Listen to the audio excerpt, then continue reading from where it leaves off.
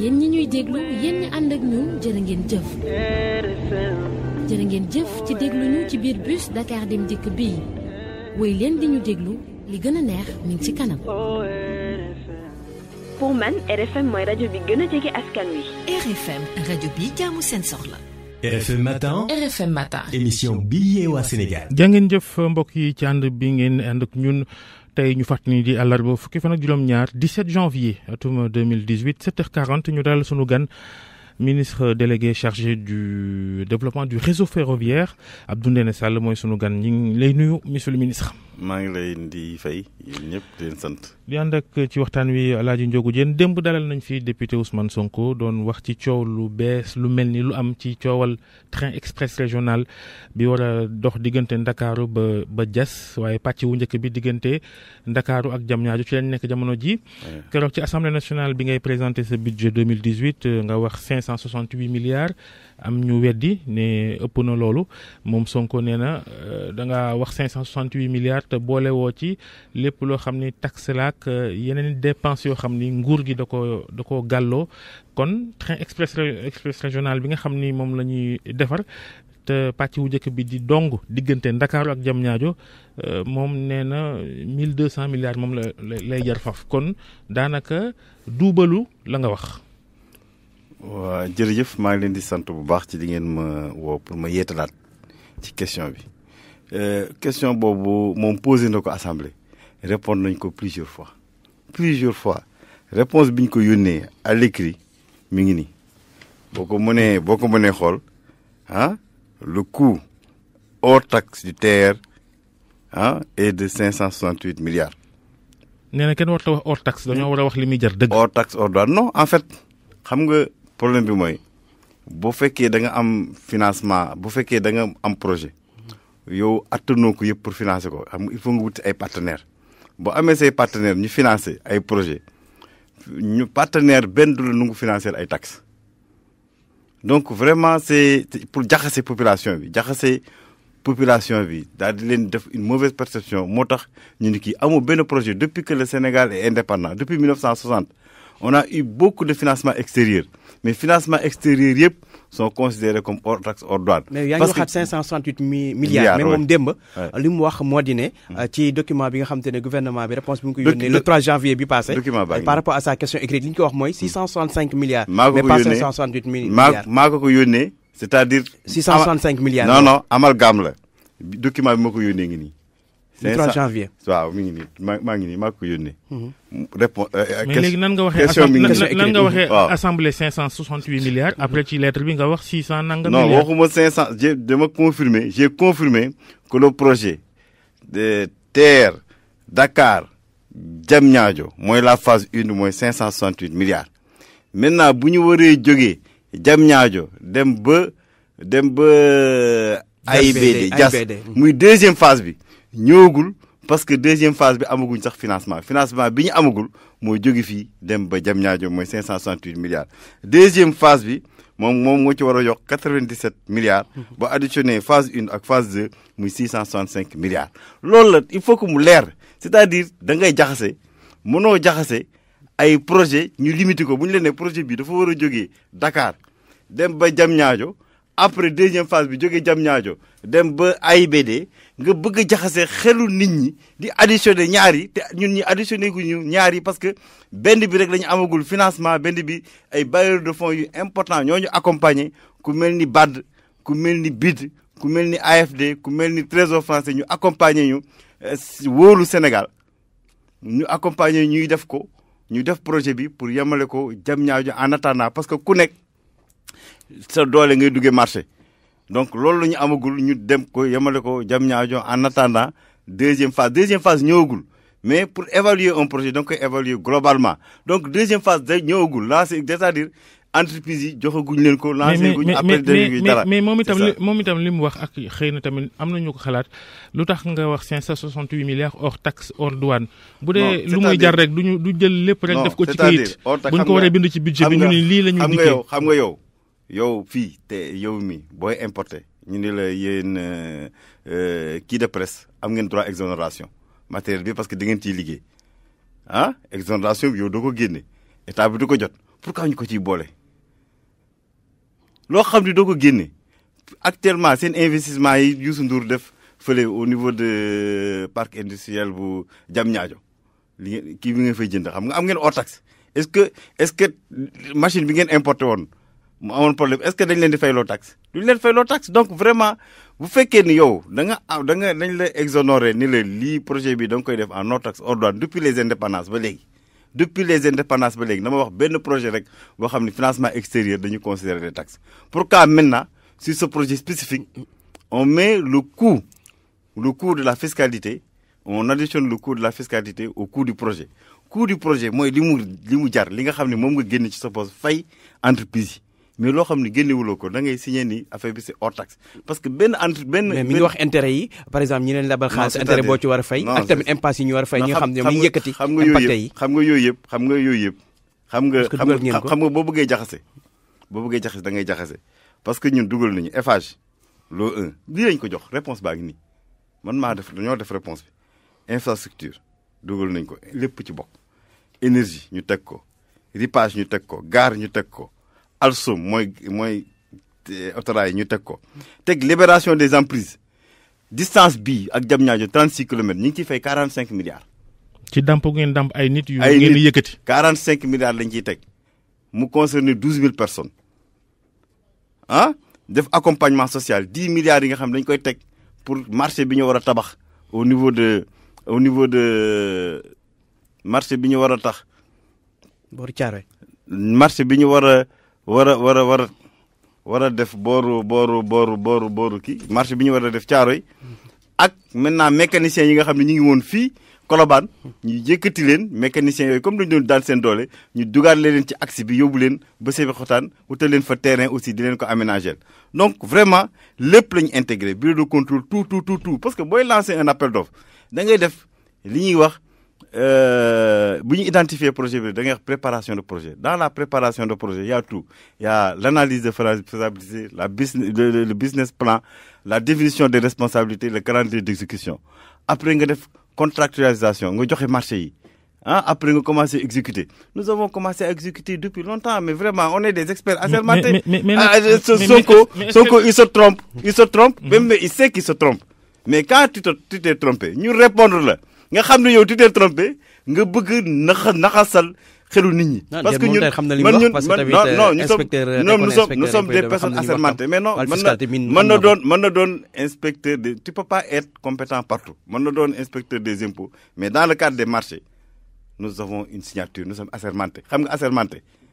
banque mondiale yëpp ne la yow mi loo signé baax na parce que tu es une personne assermentée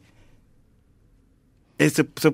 projet là c'est un appel d'offres international financé par des bailleurs de fonds boo defee sa contractualisation ba pare da nga leen koy joxaat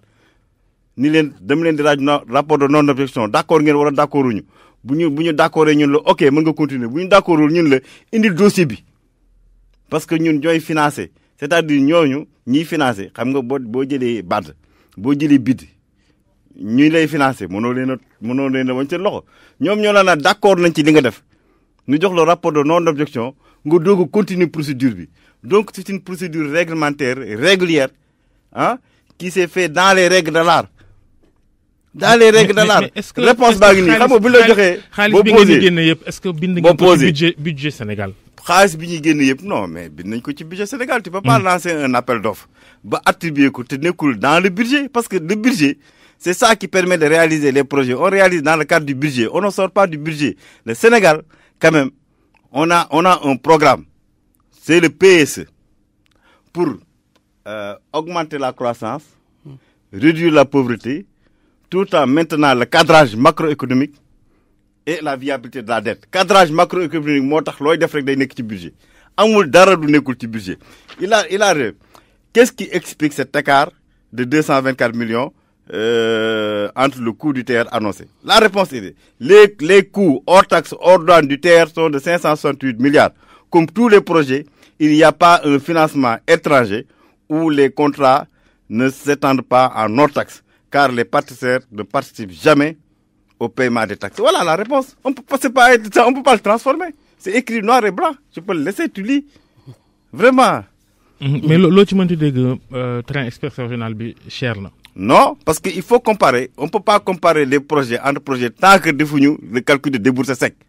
Boy comparer ñaari projet da ngay calculer le déboursé sec. Da ngay quelles sont les composantes du projet? Nga calculer le déboursé sec. Il y a un pays qui est là en Afrique, je veux pas le dire, qui est en train de faire la même chose que nous sur une distance de 37 km et ils sont à 913 milliards sur 37 km. Nous sommes à 38 km, nous sommes à 568 milliards. Nous sommes à 568 milliards. Et les composantes projet, composantes projet, il faut comparer ce projet avec tous les projets qui se font dans le monde. Parce qu'en fait, même sur les trains, Alstom, comparer nos prix, il a vendu, Alstom, il a vendu 96 trains à l'Algérie, il a vendu 600 trains à l'Afrique du Sud, il a vendu 15 trains seulement au Sénégal. Train chinois est problème est da comparer. Mënoo comparer est-ce que mën nga comparer actuellement benn Toyota V8 ak beneen auto chinois wala dara mënoo ko comparer sérieusement parce que booy comparer il faut nga xool spécification technique yi nekk ci auto yëpp pour mën ko comparer vraiment mënoo comparer ay projets yoo xam comme de toute façon nous avons fait un appel d'offres en bonne et due forme quand tu fais un appel d'offres en bonne et due forme tu peux plus même pas parler de prix parce que c'est le moins 10 ans c'est l'entreprise quand même qui a respecté toutes les spécifications techniques et qui est la moins disante qui est adjudicataire. Ce sont les meilleures entreprises. Parce que c'est un appel d'offres international avec vraiment la mobilisation de toutes les entreprises ferroviaires du monde. 66 entreprises ferroviaires, 11 nationalités différentes. Cet appel d'offres était surveillé par tous les pays pour lesquels leur entreprise était venue prendre le dossier. yaa ngi wax si wàllu ndàmpaay yi impasse yooyu 45 milliards yu ngeen joxe. mais ñu bëri ci ñi nga xam ne ay impact leen am na sax ñoo xam dañoo gedd jëluñu seen ndàmpaay nag dañoo gis ne mënuñoo am seen i kër ak yooyu ñu ñëw nangu ko pare di leen jox loo xam te ne. daanaka ay mosal la. wàllu woowu lu tax joxoo leen gars yi li ngeen war a jox ak ñoom. xam nga vraiment dañuy liggéey xam nga booy liggéey quand même l'intérêt national. le TER man dama bëggoon nit ñi wax ci TER bi lu muy jariñ ban njariñ la fi indi parce que président de la République buy def projet lañ lay jëkk a posé est-ce que projet bi am na njariñ il faut ngeen répondre ko ni ko projet bi am na njariñ lii la bu ngeen paree ci projet bi am na njariñ man le projet est-ce que c'est viable commercialement est-ce que projet bi mën na yenu boppam boo waxee waaw ba pare ak démonstration mu wax est-ce que le projet est économiquement viable est-ce que en tout cas Sénégal day fay 26 milliards pendant 25 ans mais loolu 26 milliards at bu jot c'est des données xam nga c'est des données yoo xam ne bu paree mën la est-ce que le projet on a les moyens de le financer xam nga léegi avec la crédibilité du pays le profil la vision du président le leadership la pertinence de la vision. mais wax ñu ci maintenant da nga wax ci ndàmpaay bi ma wax la ni intérêt ma wax la projet bu nekk ni muy doxee parce que vraiment boo xamul di bëgg a jaxase xelu nit ñi man vraiment opposition ma dama leen yërëm. non lii de opposition bi ñi mu concerne directement ñoo taxaw ne dama leen yërëm ci li muy wax seen bopp. maintenant on a fait ce qu'on appelle xam nga ñun le projet c'est la transparence totale booy liggéey ak ay partenaires techniques financiers yu lay financer. Tu es transparent sur toute la procédure boo ci procédure c'est-à-dire bu fekkoon ndàmpaay yi teguñu ko ci yoon ñoom dañuy téye seen xaalis daal ni dootuñu leen financer parce que lépp da ngay joxe rapport de non objection bi nga defee part mooy projet de réinstallation boo xam li ngay réinstaller nit ñi ni ngi leen di ndàmpaay ak yow tu vois ñu def un guide des déplacés tout ce qu'il faut savoir tu as vu guide bi dañ ko teg ci norme banque yëpp banque mondiale BAD ñi financé yëpp seen norme lii la ñu def ko ci norme Sénégal def ko ci lépp ñu déplacer leen xam nga problème bi mooy zone yaa ngi nii zone yëpp mi ngi nii zone bu nekk boo jëlee par exemple Dakar Plateau mètre carré bi c'est 717 foncier titre foncier parce que il faut que titre foncier c'est 717 millions par mètre 717 000 par mètre carré barème boobu nag bu fekkee ni que da nga am bail dafay wàññeeku da ngay wàññeeku 30% 70% wu titre foncier bi li ñuy jël bu dee occupant barème pour occupant sans droit réel mu wàññeeku 40% léegi boo jëlee ñi am problème mooy je crois Rufisque Pikine wala Rufisque ñoo am problème Rufisque Pikine par exemple ñi am titre foncier 47000 la ñu am 48000 le mètre carré bu fekkee ni nga am bail ñu wàññi ci 30% nga am 33 milliards 33600. après bu fekkee boo amee nga am 19. mais problème yooyu c'est-à-dire xam nga lii ñun duñ ko c'est-à-dire c'est ça qui est normal c'est-à-dire lii lañu dem dans le livre foncier boo demee dans le livre foncier les coûts des terrains c'est-à-dire les dernières transactions yu ñu fa def xam nga boo dajee des terrains da ngay def transaction da ngay def mutation les dernières mutations ñu jël la moyenne c'est-à-dire lii c'est-à-dire kenn mënu ci ndax kenn parce que lii ñun bu ñu ko defee pare boo defee prix yi da ngay joxe rapport bi da nga koy joxe les bailleurs de fonds ñu ne la baax na nga doog a fay nga doog a concilier donc vraiment affaire libération des emprises bi vraiment amul benn problème répondre nañ ko li ñu ko répondre. ah sinon nit ñaa ngi ñaxtu ba léegi kay am na problème li ñu ko répondre c'est ça on a dit les montants proposés les montants proposés ne sont pas dérisoires mooy que tuutiwul et correspond aux indemnités en vigueur dans les procédures actuelles d'indemnisation en complément d'information ñu ngi lay jox guide bi nga xam ni tout ce qu'il faut savoir dans le guide du déplacé. mais 48 000 la titre foncier moom xaw na ndaw di. ay 33 000 non du titre foncier dafa parti ci zone bi xam nga titre foncier Cap-Vert titre foncier Cap-Vert ak titre foncier kii bokkul titre foncier Dakar Plateau nee naa la c'est 717 000 le mètre carré ah titre foncier Hann c'est 332 000 le mètre carré titre foncier zone industrielle 70 000 le mètre carré titre foncier Pikine 48 000 le mètre carré titre foncier Rufisque 27 000 le mètre carré Diamniadio par les 10 000. maanaam loo gën a sori muy gën a wàññeeku. léegi non loo ci il faut nga bàyyi c'est-à-dire boo am titre foncier. nga am bàyyi wala nga am occupation rek c'est-à-dire fàq dëkk mooy li ñuy wax occupant sans droit réel. amuñu sax droit réel parce que vraiment titre chemin de fer dafa amoon. maanaam am na ñu yëkkati te waruñu woon toog foofu. waaw waruñu fa woon sax dëkk loolu moom am na. mais dañ ni xam nga chemin de fer dañ ko waxoon 15 mètres de part et d'autre muy titre foncier bi njëkk ci Afrique depuis 1886 presque la ñu am titre foncier avant 1900 la am titre foncier ferroviaire mais la nature a horreur du vide comme président yi fi nekkoon yëpp yi fi mos a nekk régime yi fi kenn mosul toppatoo chemin de fer nit ñi dugg ci biir chemin de fer. mais terre bi monsieur le ministre terre bi li ngeen ci bëgg a gëmloo itam ne day régler problème mu Dakar. waaw il faut que ñu taxaw tuuti. ndax am na réew yu ñu gën a am doole. bëri ay train lool te seen problème embouteillage réglé wul. mais wàññeeku na xam nga problème bi mooy boo tax il faut ñu war a am jataay bi nga xam ne Sonko day toog ma toog vraiment ñu régler problème mu coût yi régler problème yëpp une fois pas pour toutes parce que di naxasal nit ñi. vraiment opposants yi je leur demande d'aller prendre les informations wax nit ñi dëgg c'est important c'est important wax nit ñi dëgg xam nga problème mooy léegi bi ñu constaté Dakar 0,3% de la superficie c'est-à-dire Dakar c'est-à-dire Sénégal yëpp ni mu toll Dakar 0,3% rek la ci occupé ba pare mu am 66% des activités ku bëgg a liggéey Dakar ngay ñëw activité yëpp Dakar la ne. mais ñiy jógee Tëngéej ak Pikine di ñëw Dakar chaque jour 17 000 personnes. loolu non xaaral ma eggale calme express régional mënu ko régler. waaw xam léegi problème bi léegi ñu pare ñu am 40 000 nouvelles immatriculations embouteillage yi encombrement bi am fii gis nga bi ngay liggéey il faut nga teel a ñëw ñu ni léegi il faut transport de masse il faut déjà ñu transférer activité yenn yi ñu yóbbu ko ci beneen pôle moo tax ñu créer ay pôle Diamniadio Holba Lac Rose ñu créer ay pôle pour indi fii ni mu encombré nii nit ñi ni ñu fi dajaloo ñu yóbbu leen feneen am yeneen activité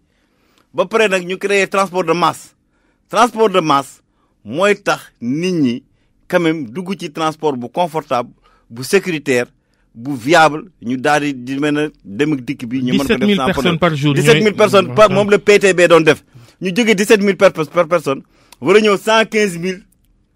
par personne xam nga projet bu nekk da ngay calculer quels sont les facteurs clés de succès. Facteur clé de succès TER bi c'est la régularité c'est-à-dire chaque 15 minutes train bi dina gaare nga dugg ci mu def 14 gares. di wax ay waxu TER jamono joo xam ne autorail baa ngi dee ci Sénégal